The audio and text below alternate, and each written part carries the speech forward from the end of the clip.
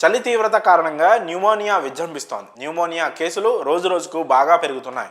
ఇక ఇప్పటికే నీలోఫర్ ఆసుపత్రిలో కేసులు చాలా ఎక్కువయ్యాయని తెలిసింది. దాదాపు 200 దాకా కేసులు వచ్చాయని సమాచారం. ప్రతిరోజు ఓపీకి దాదాపు 30 నుంచి 40 మంది పేషెంట్స్ వస్తున్నారు. సోమ, మంగళవారం, బుధవారాల్లో 60 మంది దాకా ఆసుపత్రికి వస్తున్నారు.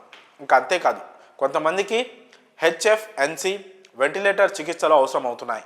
లంగ్స్లో ఇన్ఫెక్షన్కు కారణమయ్యే న్యూమోనియా బ్యాక్టీరియా, వైరస్, శిలీంధ్రాల వలన స్ప్రెడ్ అవుతుంది. 5 ఏళ్లలోపు పిల్లలు, 65 ఏళ్ల పైన ఉన్న వృద్ధుల్లో దీని ప్రభావం ఎక్కువగా ఉంది. స్ట్రెప్టోకోకస్ రెస్పిరేటరీ సిన్సిటియర్ వైరస్ ఆర్ఎస్వి, ఇంకా అలాగే ఇన్ఫ్లుయెంజా వైరస్ న్యూమోనియాకు చాలామంది గురవుతున్నారు. చిన్నపిల్లల ఆరోగ్యం విషయంలో ఖచ్చితంగా చాలా జాగ్రత్తగా ఉండాలని డాక్టర్లు సూచిస్తున్నారు. కేవలం ఒక న్యూమోనియా మాత్రమే కాకుండా ఆస్తమా, ఇతర శ్వాసకోశ ఇన్ఫెక్షన్ల ప్రమాదం కూడా ఎక్కువగా ఉంది.